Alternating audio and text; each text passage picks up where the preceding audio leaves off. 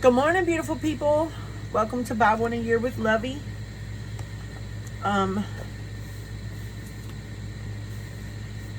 We are on day 81. We're going to read Joshua 10, 11, and 12. We're going to flip over to Luke and read some of it, but we're not going to finish it off until tomorrow.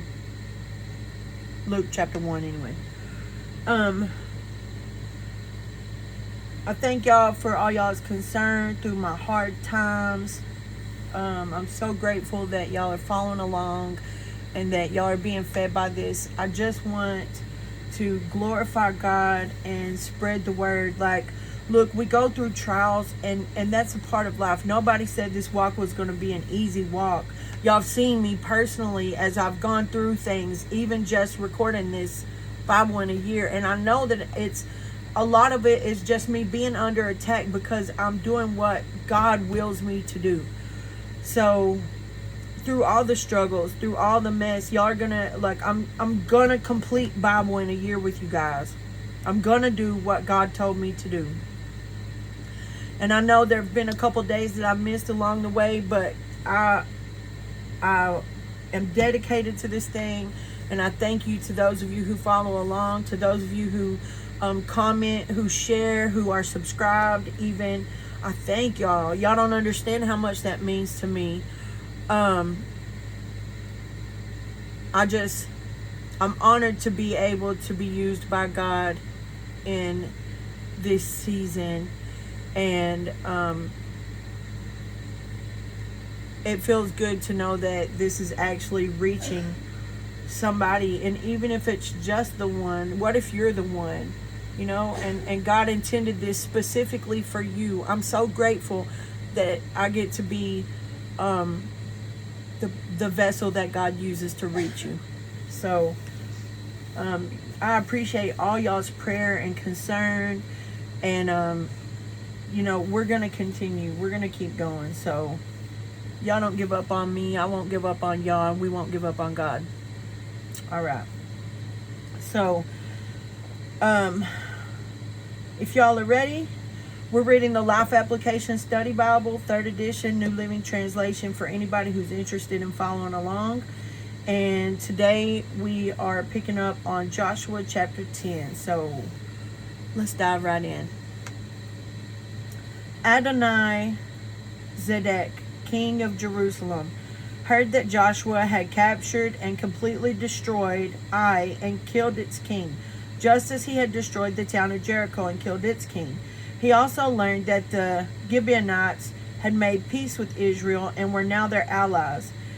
He and his people became very afraid when they heard all this, because Gibeon was a large town, as large as the royal cities and larger than Ai. And the Gibeonite men were strong warriors. So King Adonai Zedek of Jerusalem sent messengers to several other kings, Hoham of Hebron, Piram of Jarmuth, and Japhiah of Lachish, and Debir of Eglon. Come and help me destroy Gibeon, he urged them, for they have made peace with Joshua and the people of Israel. So these 5 Amorite kings combined their armies for a united attack. They moved all their troops into place and attacked Gibeon.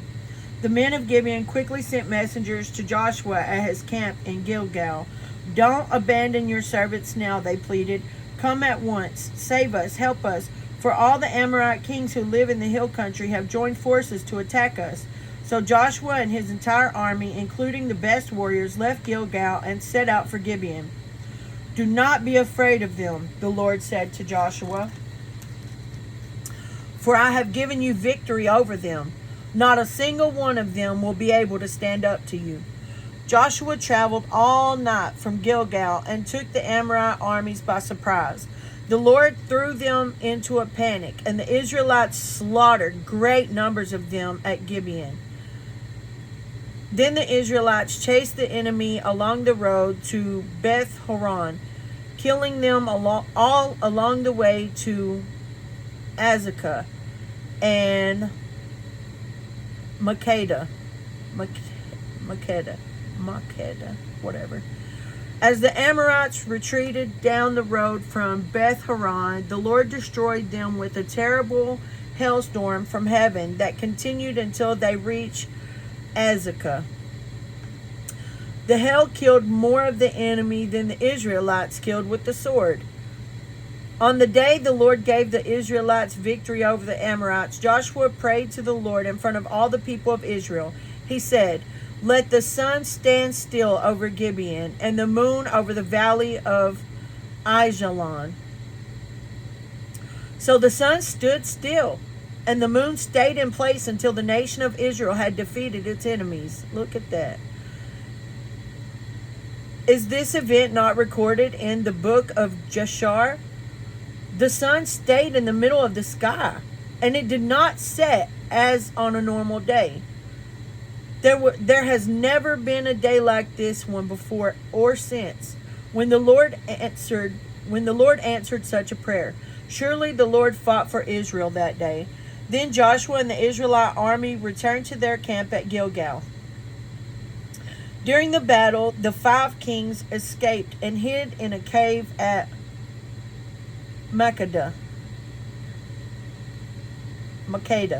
whatever. When Joshua heard that they had been found, he issued this command: "Cover the opening of the cave with large rocks and place guards at the entrance to keep the kings inside. The rest of you continue chasing the enemy and cut them down from the rear. Don't give them a chance to get back to their towns, for the Lord your God has given you victory over them." So Joshua and the Israelite army continued to slaughter and completely crushed the enemy. They totally wiped out the 5 armies, except for a tiny remnant that managed to reach their fortified towns. Then the Israelites returned safely to Joshua in the camp at Makeda. After that, no one dared to speak even a word against Israel. Then Joshua said, "Remove the rocks covering the opening of the cave and bring the 5 kings to me." So they brought the 5 kings out of the cave, the kings of Jerusalem, Hebron, Jarmuth, Lachish, and Eglon. When they brought them out, Joshua told the commanders of his army, "Come and put your feet on the kings' necks." And they did as they were told. "Don't ever be afraid or discouraged," Joshua told his men. "Be strong and courageous, for the Lord is going to do this to all of your enemies." Then Joshua killed each of the 5 kings and impaled them on 5 sharpened poles, where they hung until evening. I would hate to be impaled. That just sounds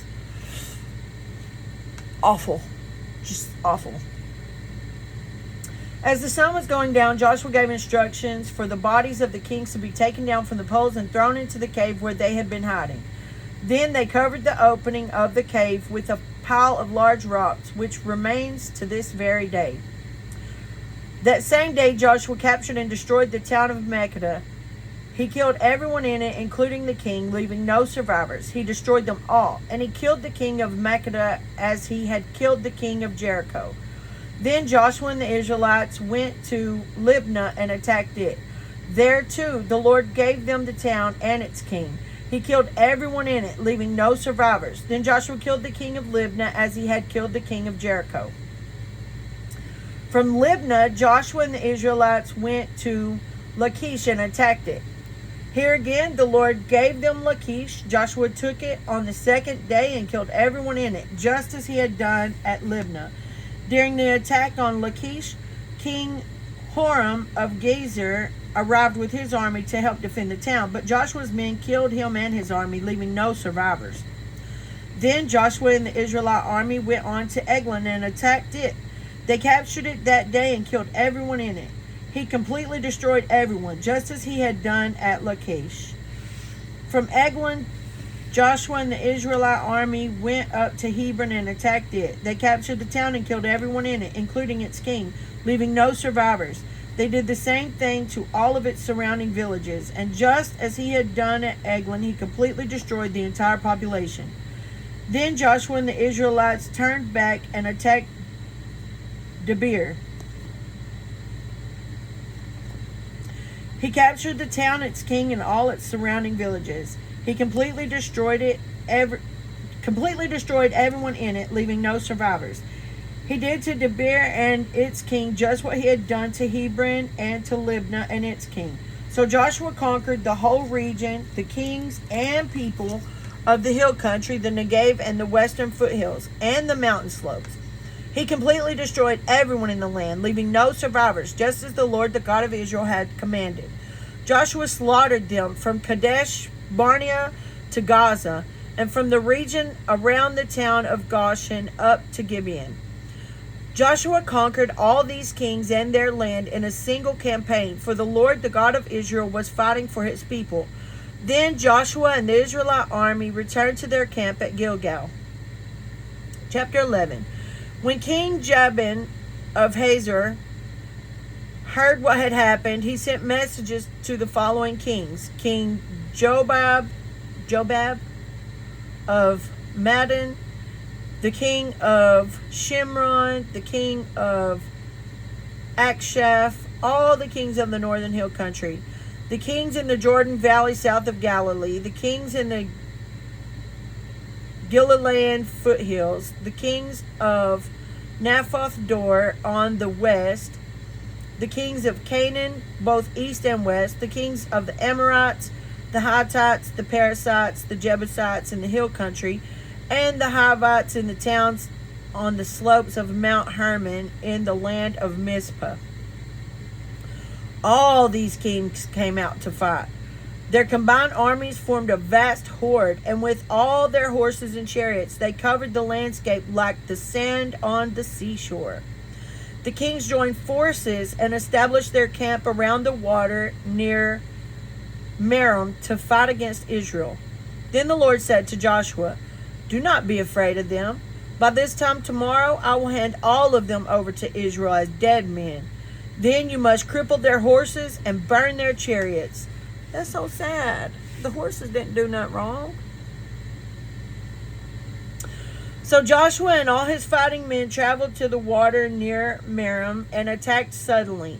And the Lord gave them victory over their enemies. The Israelites chased them as far as Greater Sidon and Misrephoth-Maim, and eastward into the valley of Mizpah, until not one enemy warrior was left alive.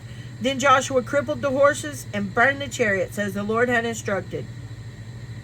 So sad. Joshua then turned back and captured Hazor and killed its king. Hazor had at one time been the capital of all these kingdoms. The Israelites completely destroyed every living thing in the city, leaving no survivors. Not a single person was spared. And then Joshua burned the city. Joshua slaughtered all the other kings and their people, completely destroying them, just as Moses, the servant of the Lord, had commanded. But the Israelites did not burn any of the towns built on mounds except Hazor, which Joshua burned. And the Israelites took all the plunder and livestock of the ravaged towns for themselves, but they killed all the people, leaving no survivors. As the Lord had commanded his servant Moses, so Moses commanded Joshua, and Joshua did as he was told, carefully obeying all the commands that the Lord had given to Moses. So Joshua conquered the entire region, the hill country, the entire Negev, the whole area around the town of Goshen, the western foothills, the Jordan Valley, the mountains of Israel, and the Galilean foothills. The Israelite territory now extended all the way from Mount Halak, which leads up to Seir in the south, as far as Baal Gad at the foot of Mount Hermon in the valley of Lebanon. Joshua killed all the kings of those territories, waging war for a long time to accomplish this. No one in the region made peace with the Israelites except the Hivites of Gibeon. All the others were defeated, for the Lord hardened their hearts and caused them to fight the Israelites. So they were completely destroyed without mercy, as the Lord had commanded Moses. During this period, Joshua destroyed all the descendants of Anak, who lived in the hill country of Hebron, Deber, Anab, and the entire hill country of Judah and Israel. He killed them all and completely destroyed their towns. None of the descendants of Anak were left in all the land of Israel, though some still remained in Gaza, Gath, and Ashdod. So Joshua took control of the entire land, just as the Lord had instructed Moses.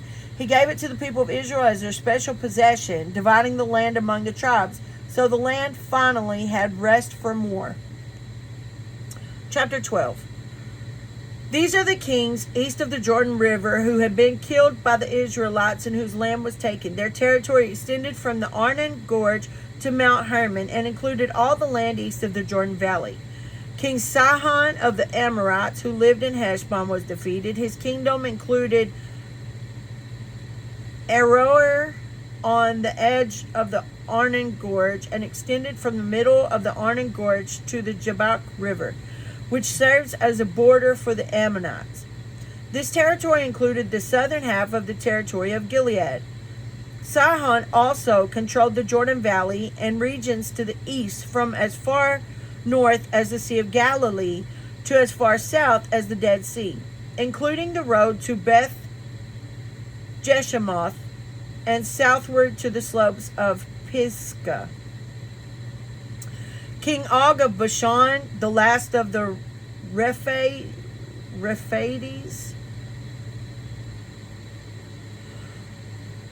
lived at Ashtaroth and Edrei.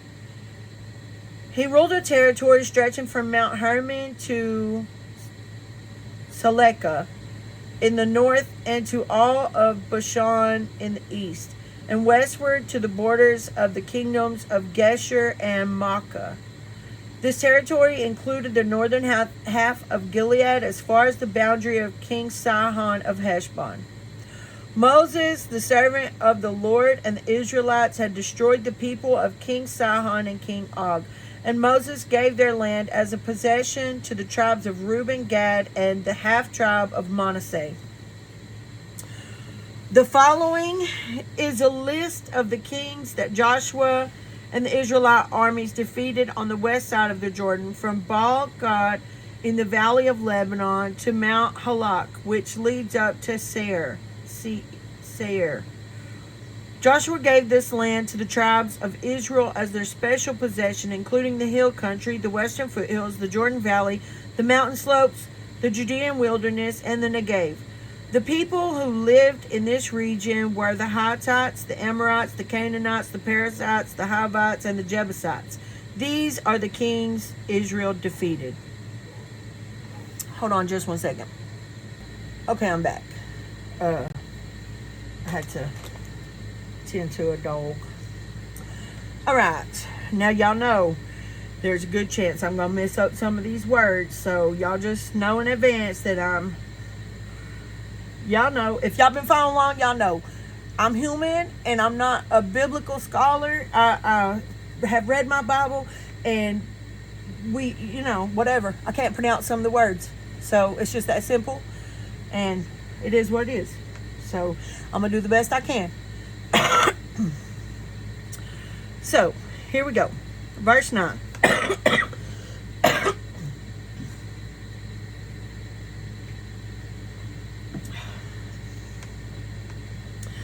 The king of Jericho, the king of Ai near Bethel, the king of Jerusalem, the king of Hebron, the king of Jarmuth, the king of Lachish, the king of Eglon, the king of Gezer, the king of Debir, the king of Geder, the king of Hormah, the king of Arad, the king of Libnah, the king of Adullam, the king of Makkedah, the king of Bethel, the king of Tappuah, the king of Hepher, the king of Aphek, the king of Lasharon, maybe it's pronounced Lasharon, the king of Madden, the king of Hazor, the king of Shimron Meron, the king of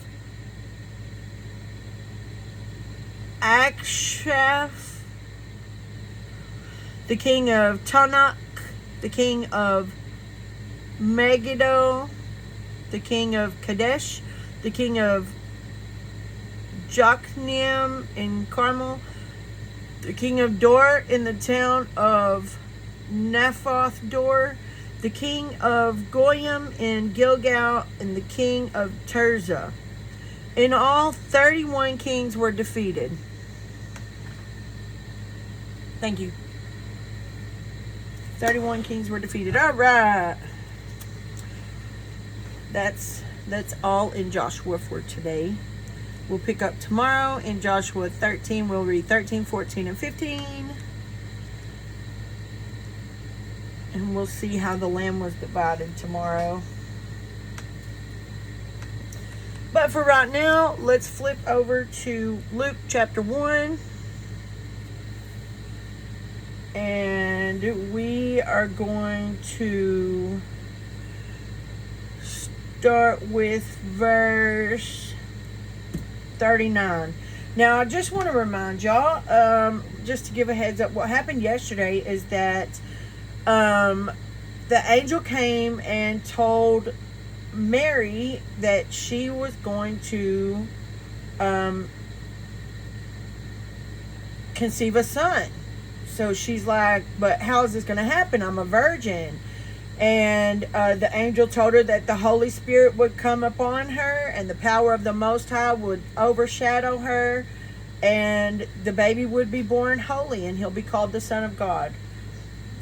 He also told her about her cousin Elizabeth being pregnant and in her old age, and that, the word of God will never fail. And Mary's like, okay, well, I'm the Lord's servant, and may everything you've said about me come true. And then the angel left. So on verse 39, if y'all are ready, here we go. A few days later, Mary hurried to the hill country of Judea, to the town where Zechariah lived, and entered the house and greeted Elizabeth. At the sound of Mary's greeting, Elizabeth's child leaped within her, and Elizabeth was filled with the Holy Spirit. Elizabeth gave a glad cry and exclaimed to Mary, God has blessed you above all women, and your child is blessed.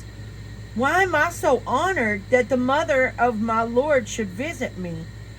When I heard your greeting, the baby in my womb jumped for joy. You're blessed because you believed that the Lord would do what he said.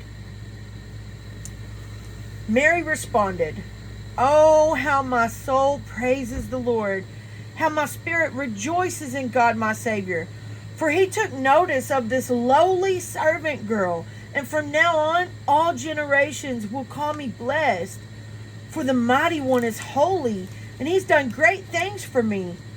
He shows mercy from generation to generation to all who fear him. His mighty arm has done tremendous things. He scattered the proud and haughty ones. He has brought down princes from their thrones and exalted the humble.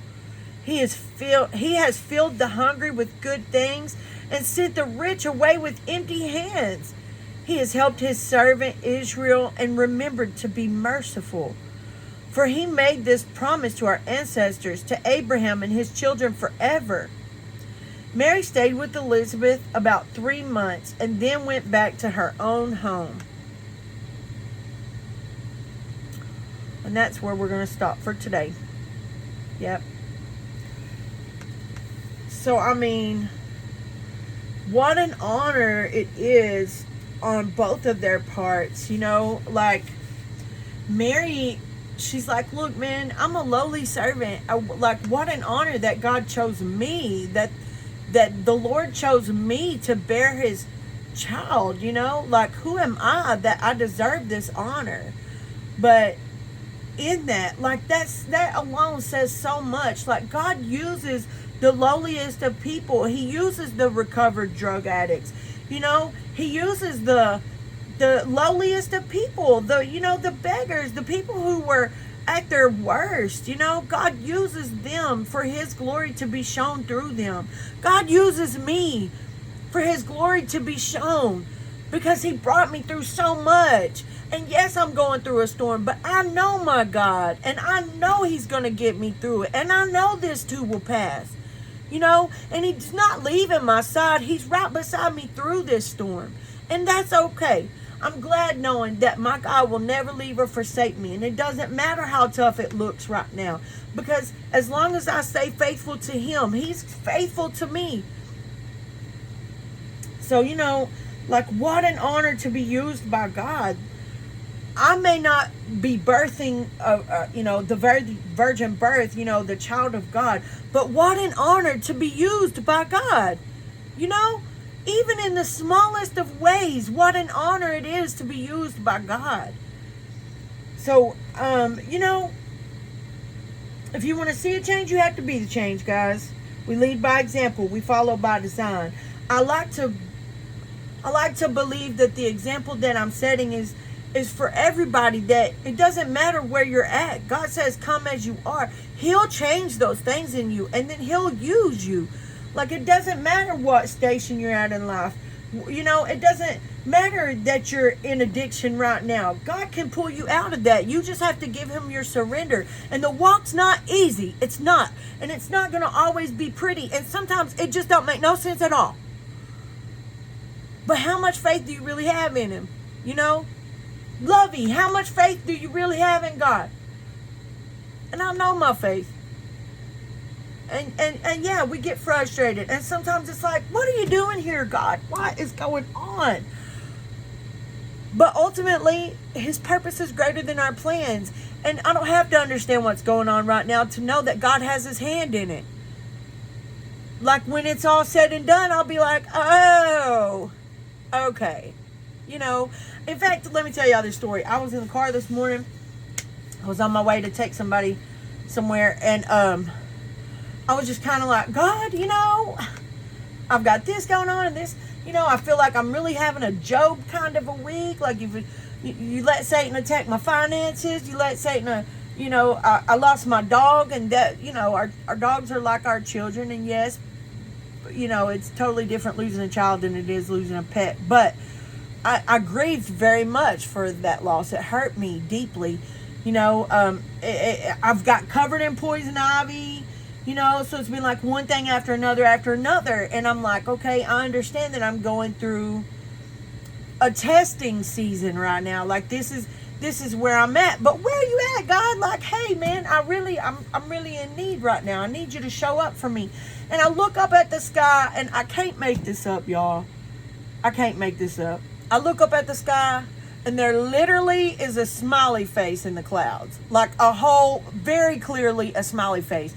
2 eyes, a nose, and a smile. And I'm like, oh, okay. Okay, you got jokes. So one picture shows the smile. Well, as soon as I said, oh, you got jokes, another picture was taken, and it shows like open mouth, like a laugh. I'm like, okay, God has a good sense of humor.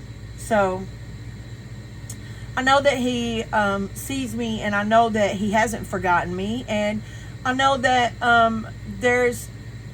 there's a reason for all this, and I don't have to understand it right now. When it's time for me to understand it, I will. So I understand that if it ain't a God thing, it ain't a good thing. I can trust him in this. I know that this is something that, even if he's allowing Satan to test me, I know that he's proud of me. And maybe that's what that smile was for, just to remind me that, like, he's proud of me because I'm passing the test, Even though I lost my financial stability, even though I had to bury my dog, even though I'm covered in poison ivy, I still am giving God the praise and glory and honor. And that's what we have to do. We're still supposed to go out and love like Jesus, and we're still supposed to walk this walk. And it doesn't matter where you're at, God can use you. And don't think just because you're going through something that God turned his back on you. He didn't turn his back on you. Sometimes we have to go through the fire to be forged, sometimes we have to go through the storm. So that's normal. That's part of it. That's part of this walk. With that said, man, I love y'all. I hope y'all have a wonderful, blessed rest of the day. And don't forget to love like Jesus. I'll see y'all tomorrow.